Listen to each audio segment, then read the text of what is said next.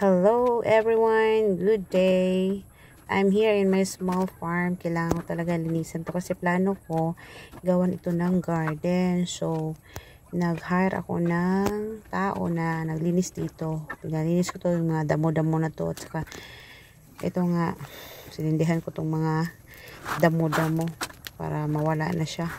Pero kailangan after nito parang maano na siya, nasunog na siya. So kailangan ko na itong tanggalin bukas kasi kailangan kong tawag dito, gawan siya ng yung parang papikuhan ko siya, kumbaga tawag dito, gawan siyang garden ng mga gulay dito kasi sayang naman yung lupa dito sa tabi ng aking baboyan, ang aking piggery. Doon lang naman sa unahan yung baboyan ko. So kailangan ko dito linisan, at plano ko talaga nagawan siya ng garden. So para may silbi naman itong lupa dito, ang area dito. So kailangan gawan ko ng garden. So iba't ibang mga gulay tanim ko dito para naman save na ako dito sa gulay, at saka fresh from the farm talaga.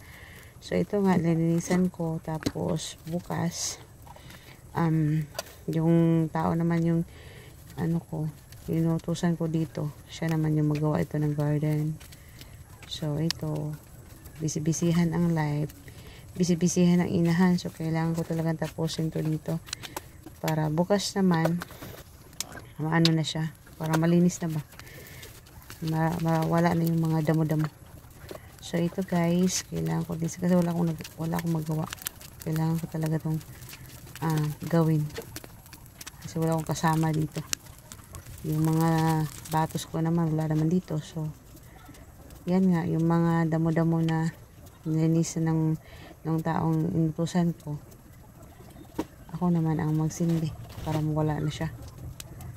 See, yan. So bisbisihan after ko nagpakain ng baboy, ito ang ginawa ko para may silbi naman tong oras na to. So ito nga, busy ang life. So kailangan ko talaga itong tapusin. Kaya that's all. Bye bye everyone. Sa susunod na naman makikita nyo kung anong next steps, ang next steps nito. Bye everyone. Thank you for watching and good day. So just for now, bye. So, don't forget to like naman and share sa aking mga videos para mapanood nyo naman ang next steps ng aking small farm buyers.